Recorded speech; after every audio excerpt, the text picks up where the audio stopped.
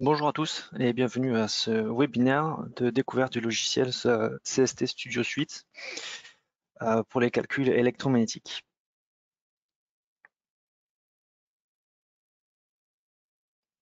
Alors, en préambule, je tiens juste à vous rappeler que nous avons 2 webinaires par mois, généralement le mardi de 11h30 à 12h, où on aborde des sujets sur la simulation, le design et le système engineering, et également la présentation de certains produits.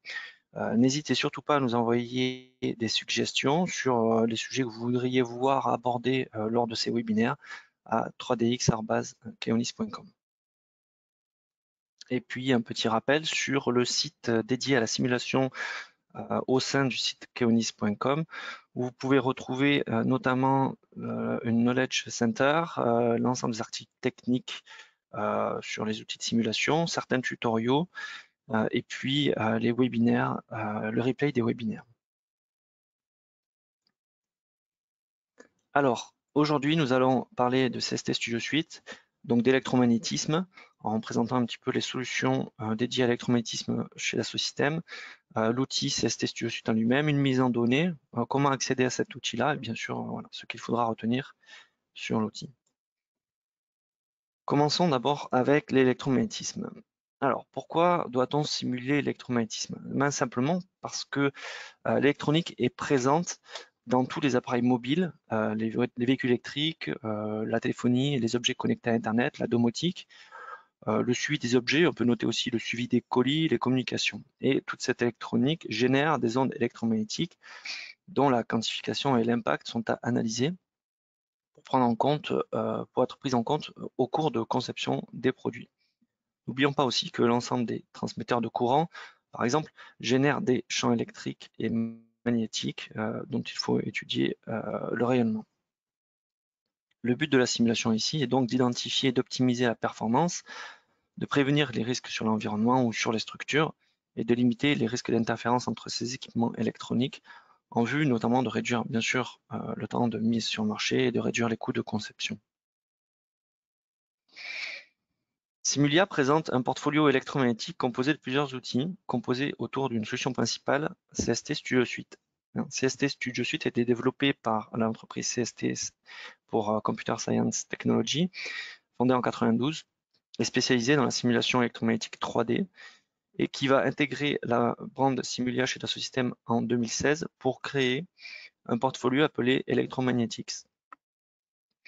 Donc ce portfolio Electromagnetics est orienté autour de la solution CST Studio Suite qui permet l'analyse des systèmes à basse fréquence, à haute fréquence, le design des cartes électroniques, des faisceaux, des couplages multiphysiques. D'autres outils complètent également les capacités de Studio Suite, comme Antennamagus spécialisé dans le design des antennes, Fest 3D pour la simulation avancée des filtres et des guides d'ondes, ainsi qu'Opera qui a rejoint le portfolio en 2018, qui est spécialisé pour la simulation 2D et 3D à basse fréquence.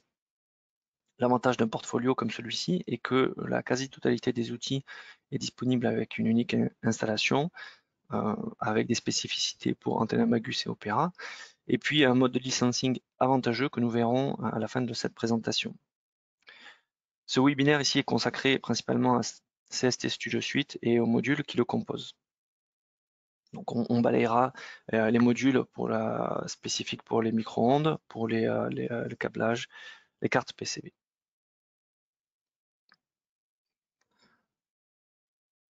Alors l'outil CST Studio Suite adresse un très grand nombre de problématiques électromagnétiques et permet leur résolution grâce à un certain nombre de solvers disponibles basés sur les méthodes aux éléments finis pour la résolution des équations de Maxwell. Alors, les solvers temporels et fréquentiels sont sélectionnés pour obtenir notamment les champs électriques et les champs magnétiques, les permittivités notées epsilon et perméabilité notée mu. On recherche souvent ici en sortie le scattering parameter ou S-parameter caractérisant la performance d'une antenne. Le solveur temporel, lui, TLM, va résoudre les équations de télégraphe plus utiles pour obtenir par exemple le champ électrique, les intensités, les capacités et les inductances. Généralement, le solveur fréquentiel, lui, va être utilisé pour des fréquences inférieures au MHz, alors que le solveur temporel va être utilisé pour les fréquences supérieures à 1 MHz. Le solveur intégral est utilisé pour des très grands modèles en dimension, sans conditions limites, avec des techniques spécifiques basées sur les méthodes des moments. Il existe aussi le solver asymptotique, qui complète le solver intégral pour les très hautes fréquences et qui va être utilisé notamment pour l'optimisation du placement des antennes sur des gros équipements type des aéronefs ou des véhicules. Les autres solvers sont utilisés pour des cas spécifiques à basse fréquence comme le solver statique, qui est utilisé pour les problèmes électriques statiques sans étude de propagation d'ondes ou pour les études des aimants par exemple. Et puis, il existe également des solvers multiphysiques, donc thermiques, mécaniques, ou de transfert de chaleur. Donc, on a une vingtaine à peu près de solvers disponibles dans CST Studio Suite. Et le choix de ce solver est guidé par le type d'analyse, guidé également par la taille des modèles en dimension, guidé par les types de matériaux, par la résonance des structures, par les conditions en limite. L'outil est donc utilisé pour de nombreuses applications regroupées en 5 grands domaines. On va voir d'un premier lieu les micro-ondes et les fréquences radio, donc dédiés plutôt à la propagation des ondes à haute fréquence. Un deuxième grand domaine, c'est le EDA, donc pour Electronic Design Automation, c'est-à-dire la conception assistée par ordinateur pour l'électronique. Le troisième grand domaine, c'est dédié à la compatibilité à l'interférence électromagnétique. Quatrième domaine dédié à la dynamique des particules chargées donc. Et puis le dernier domaine dédié aux analyses plutôt statiques ou à très basse fréquence.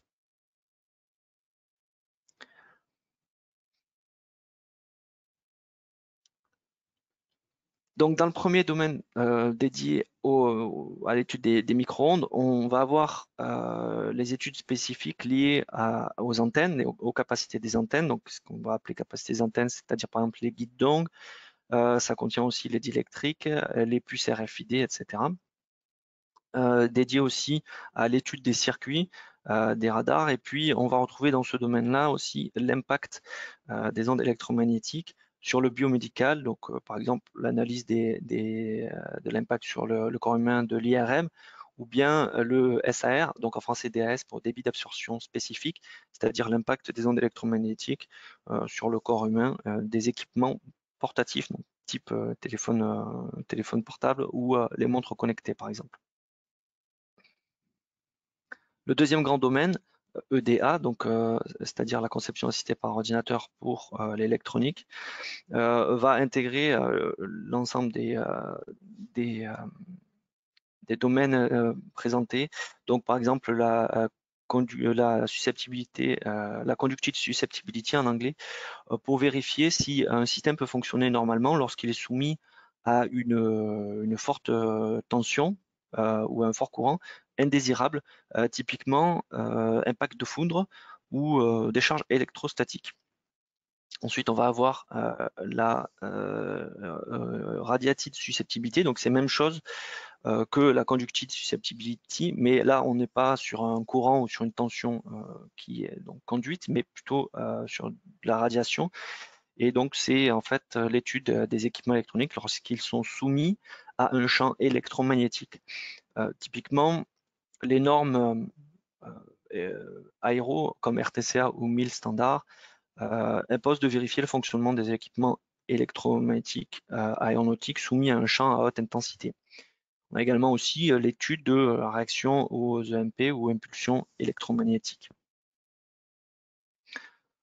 Le troisième grand domaine concerne la compatibilité électromagnétique et l'interférence électromagnétique, donc c'est ce que je viens de vous citer. Ensuite, on a quatrième grand domaine, c'est l'étude des accélérateurs de particules ou l'étude des tubes à vide et des amplificateurs de type klystron, également la propagation des faisceaux lumineux.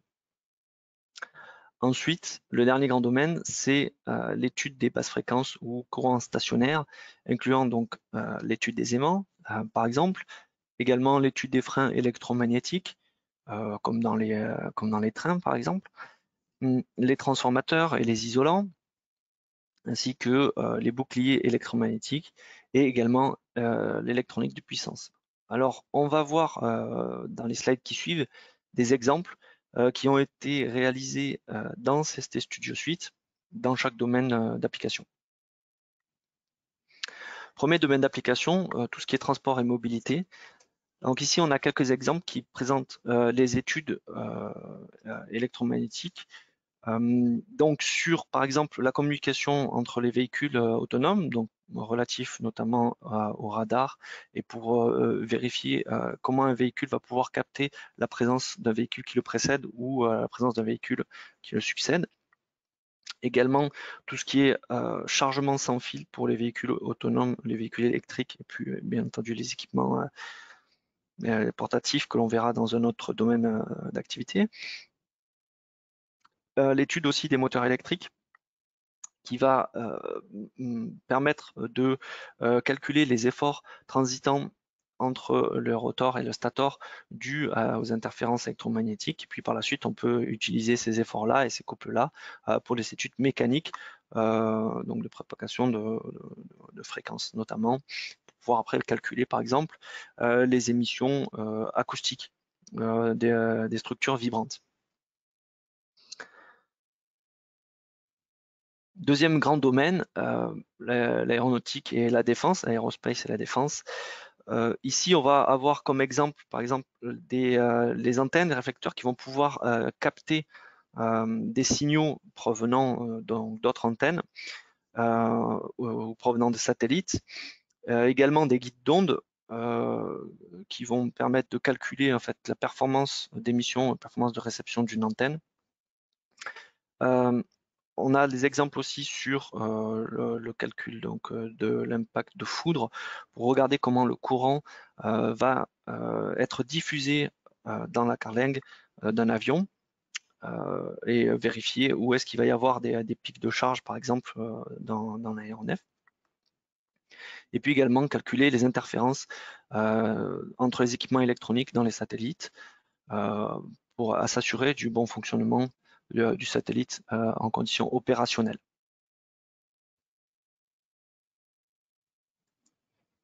Troisième grand domaine, le high-tech.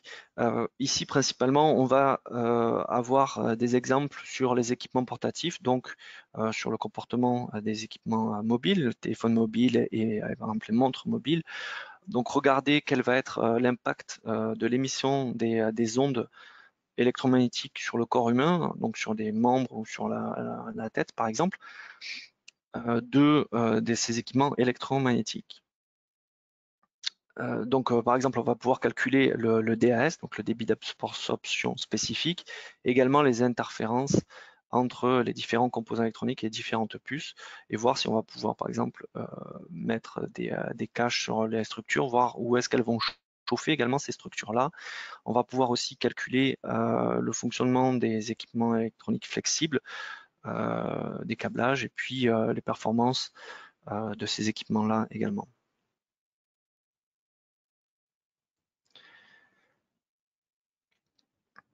Un autre grand domaine concerne tout ce qui est life science.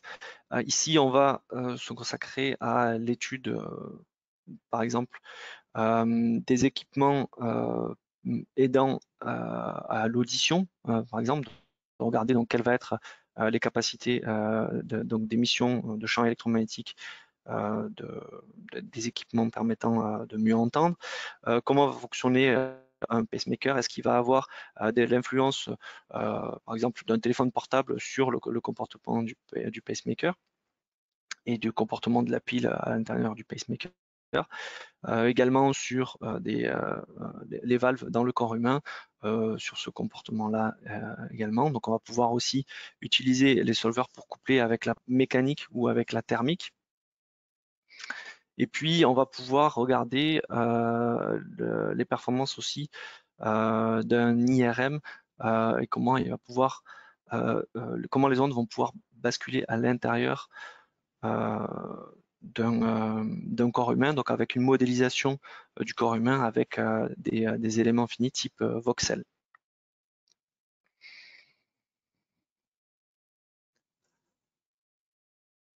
Enfin, dernier grand domaine d'utilisation où il va y avoir, donc où CST va pouvoir être utilisé, c'est sur la partie énergie et procédés. Et ici, on va regarder par exemple sur les transformateurs électriques, comment vont se répartir les champs électriques, quelle va être la puissance, comment ces équipements vont chauffer, Est-ce qu'on va pouvoir mettre des isolateurs? Est-ce qu'ils vont bien fonctionner, ces isolateurs de champ? Et puis, est-ce que le courant va bien passer entre les composants dédiés au courant important avec très forte tension? Et également, quelles vont être les capacités de transmission de puissance entre des câbles électriques, par exemple, et des équipements mobiles, type, bon, ici, un tramway est présenté. Donc, on a balayé un certain nombre de domaines d'utilisation de l'industrie, également de domaines d'utilisation sur l'outil. On va regarder maintenant comment se comporte l'outil et comment on va pouvoir mettre en données un modèle dans CST Studio Suite. Donc au préambule, on va juste resituer la simulation dans la conception d'un système électromagnétique. Donc la simulation va intervenir après l'idée, le concept, et avant bien sûr la définition des prototypes. On va du coup réaliser un prototype virtuel qui va permettre finalement de tester virtuellement l'équipement que l'on est en train de designer, pour éviter de créer un prototype physique et du coup de faire des tests physiques, au même titre que l'on ferait de la simulation mécanique. À la suite de la création de ce prototype virtuel, donc en 3D ou en 2D, on va choisir la méthode numérique de résolution liée au type d'analyse que l'on veut réaliser. On va rajouter également toutes les composantes liées au solver et à l'analyse spécifique, donc typiquement la bande de fréquence qui nous intéresse, les conditions limites, et puis bien entendu la discrétisation puisqu'il s'agit d'une méthode aux éléments finis, donc on va pouvoir changer les discrétisations et les types d'éléments. Et puis une fois que l'analyse est terminée, on va pouvoir accéder aux résultats, éventuellement itérer sur le design pour arriver à la fin à un design finalisé qui correspond aux requis. Au même titre, donc, comme je le disais, de la simulation mécanique, la simulation électromagnétique tend à être indispensable pour le développement des produits dans le but d'optimisation des coûts de développement et de réduction de temps de mise sur le marché. De plus, les technologies évoluant rapidement, la simulation permet de prendre en compte les évolutions, par exemple, de design sans générer des prototypes coûteux à chaque itération. Regardons comment ça se comporte directement donc dans CST. On a accès dans CST à des templates de projets qui vont permettre la sélection de workflows dédiés pour la mise en place des projets. Ici, on va sélectionner Antenna, par exemple, et puis on va avoir les possibilités d'aller faire, par exemple, de l'étude d'une puce RFID, donc avec une proposition derrière de solver dédié, ou alors ici un guide d'onde, et puis l'outil nous propose directement le solver dédié à ce type d'analyse. Bien sûr, on va pouvoir changer le solver une fois qu'on aura créé le projet. Ensuite, on va sélectionner la bande de fréquence d'intérêt et puis certains points de restitution et qu'est-ce qu'on va vouloir regarder en priorité. Enfin, on a donc une synthèse de ce qui nous intéresse. Ça va créer le contexte du projet. Bien sûr, on va pouvoir le faire manuellement. Ici, c'est juste un template qui va nous aider à créer cela. On va pouvoir créer bien sûr la géométrie ou importer la géométrie directement dans CST Studio Suite avec un éditeur géométrique ou alors utiliser des macros. Par exemple, ici, on va utiliser une macro pour générer un modèle de façon automatisée. Ici, le modèle que l'on a créé, c'est un modèle paramétré, les paramètres ayant une influence ici sur la géométrie. Donc la géométrie est construite à partir des paramètres. Et donc, on peut imaginer faire boucler sur ces paramètres-là. Ensuite, on va créer les matériaux, associer les matériaux. Ici, un matériau PEC, donc un matériau conducteur électrique parfait pour l'antenne. Et puis, à la suite, on va spécifier le port, où est-ce qu'il est situé, et le port, donc, lui, qui va émettre le signal électromagnétique. Et donc, bien sûr, ici, on a la présentation du signal électromagnétique. Ensuite, on va créer ce que l'on appelle des monitors qui vont permettre de visualiser où est-ce que, enfin, quelles sont les zones et les données spécifiques on va vouloir, sur lesquelles on va vouloir avoir des résultats. Ensuite, donc, on va créer le maillage.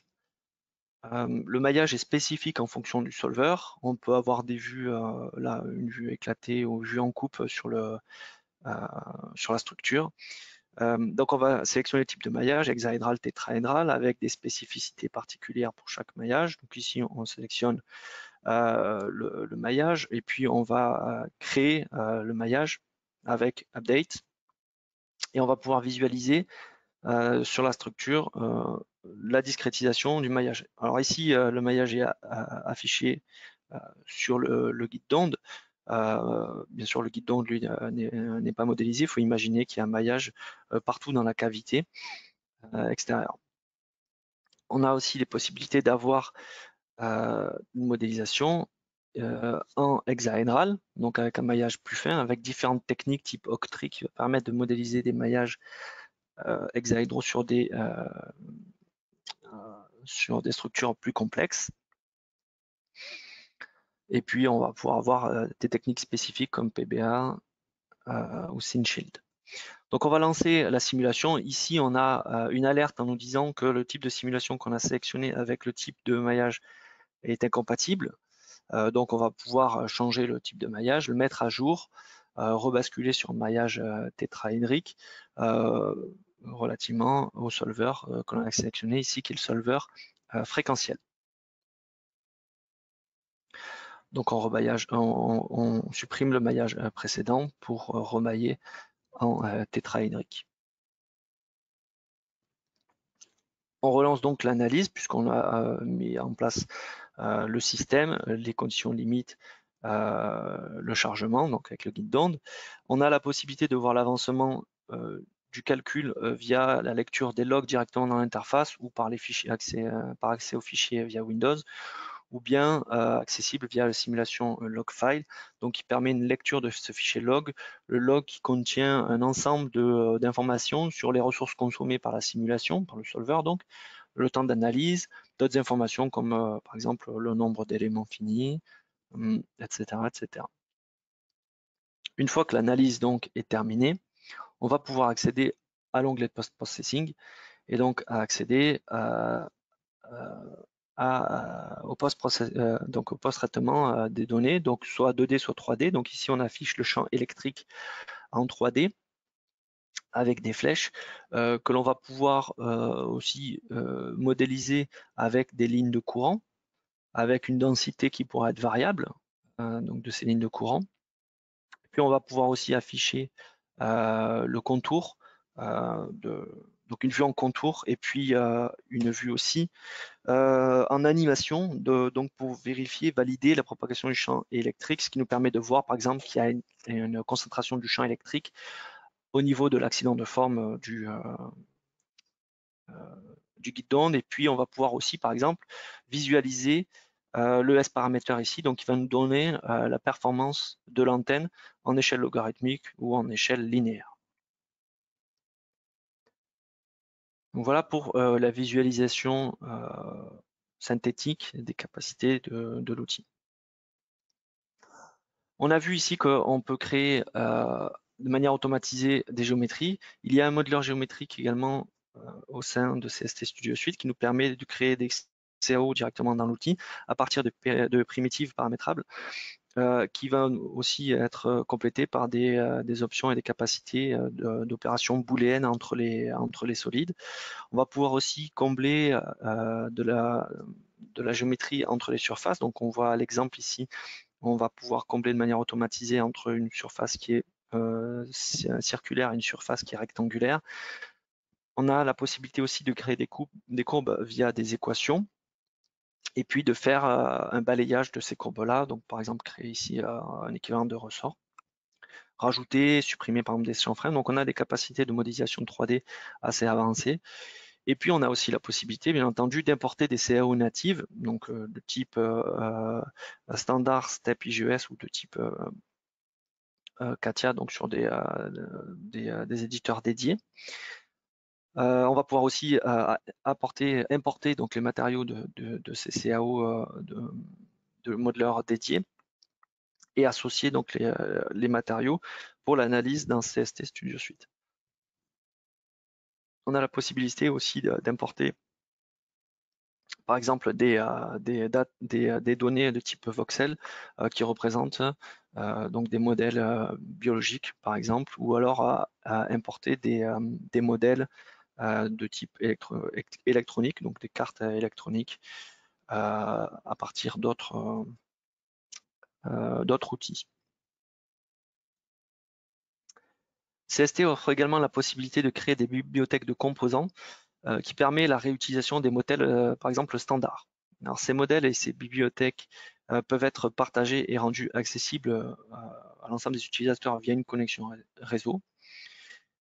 La gestion de ces propriétés, en fait, de la propriété va permettre d'écarter les risques de modification ou de suppression non autorisée sur les modèles.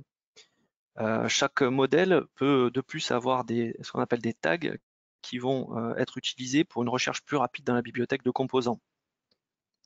Et enfin, le contrôle de version va permettre d'inscrire la gestion des composants dans une démarche PLM et également de conserver la liste des évolutions de chaque modèle. Alors, on va ici essayer de synthétiser quelles sont les forces de l'outil CST Studio Suite.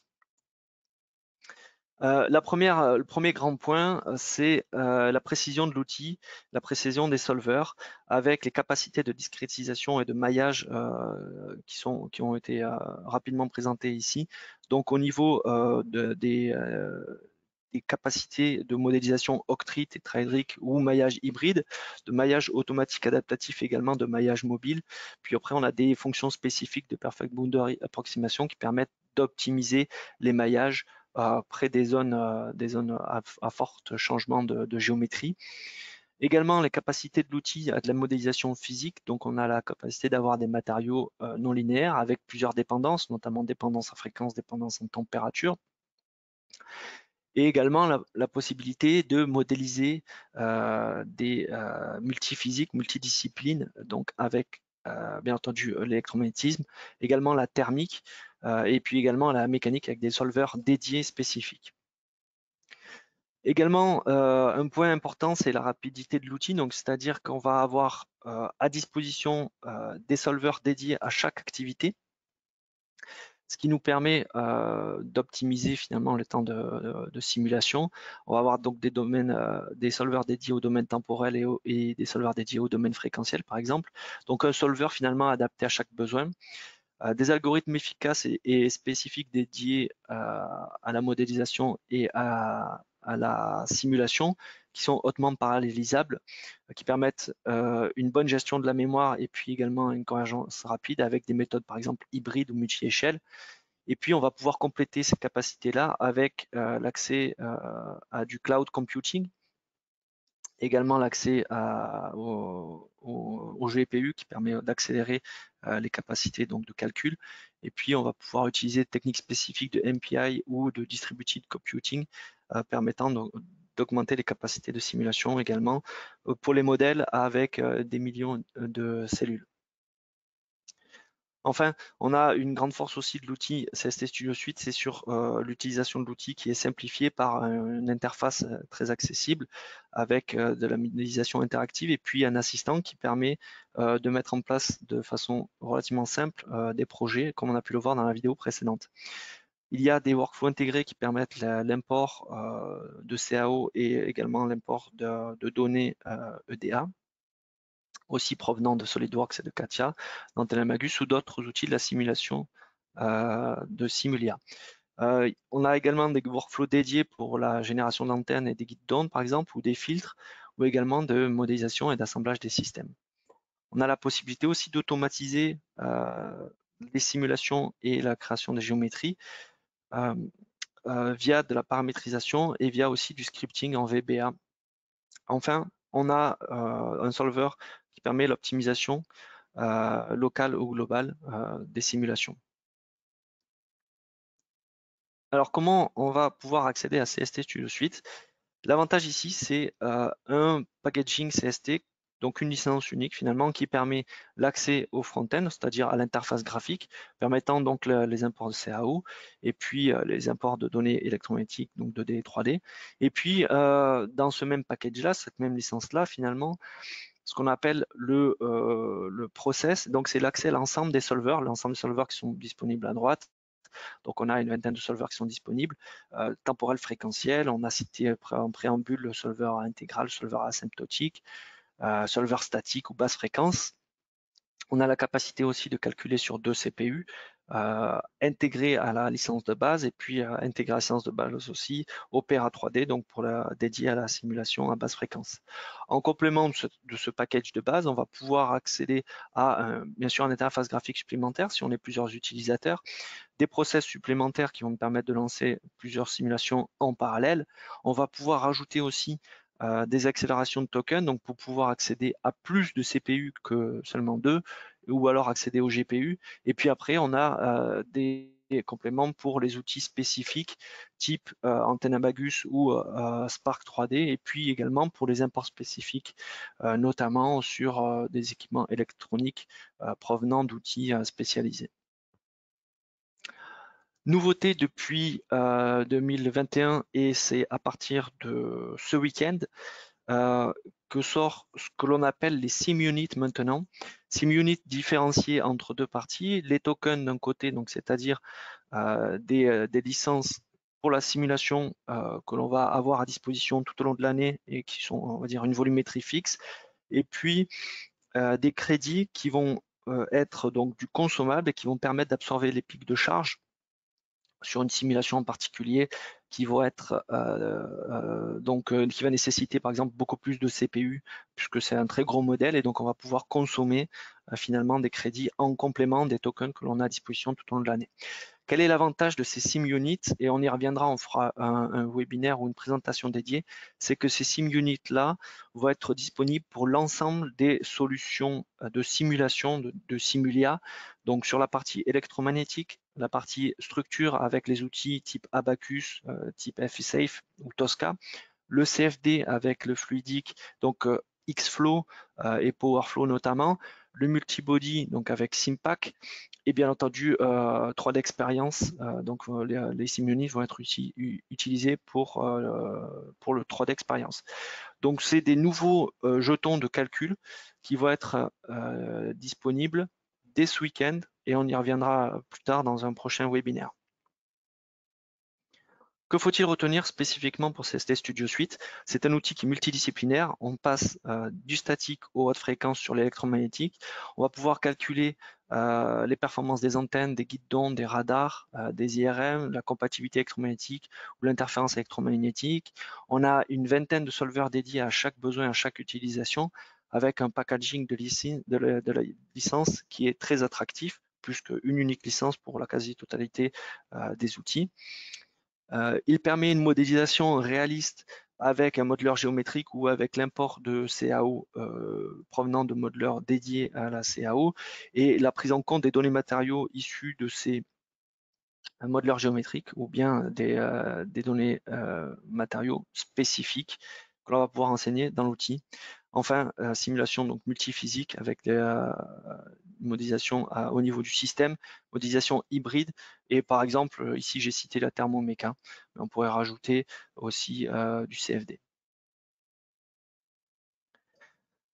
En conclusion, pour rappel, Keonis est là pour vous aider à choisir vos solutions de simulation, vous conseiller sur l'utilisation de ceci, vous supporter également sur l'utilisation de ceci, et puis proposer aussi une large gamme de formations sur les logiciels de simulation. Et en parlant de formation pour CST Studio Suite, on a une introduction à CST Studio Suite qui va permettre de balayer finalement l'outil et de mettre en données l'outil et de regarder quelles sont les capacités de post-traitement par exemple. Ensuite, on a une formation dédiée à l'étude des micro-ondes et des antennes, donc qui va permettre aussi de discuter sur les matching networks, donc les réseaux d'antennes, et puis les capacités de calcul, donc de débit d'absorption spécifiques. Et puis on a un certain nombre d'autres formations avancées qui sont disponibles spécifiquement pour CST Studio Suite. Pour terminer, je tiens à vous présenter notre prochain webinaire qui aura lieu donc mardi 30 mars à 11h30, dédié au rôle Reverse Engineering dans 3D Experience, qui permet à partir de scans de recréer les pièces 3D et également de compenser les modèles existants à partir de résultats de déformation issus de la simulation, notamment utilisés par exemple pour l'impression 3D. Donc je vous remercie pour votre attention et je suis disponible pour des questions s'il y en a.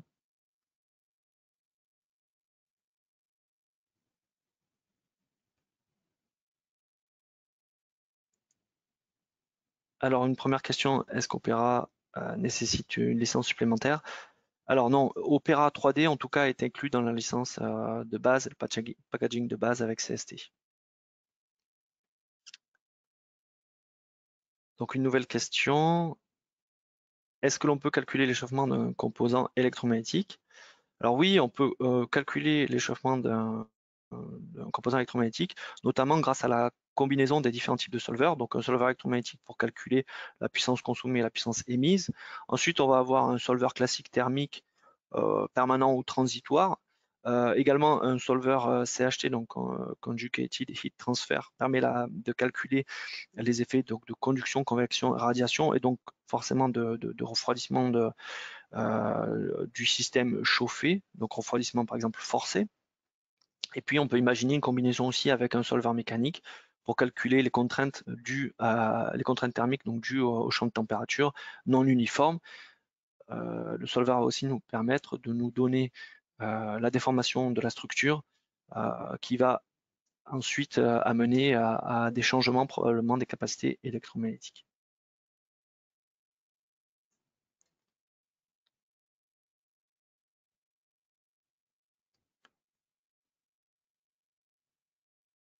Donc pas d'autres questions, je vois. Donc je vous remercie pour votre attention.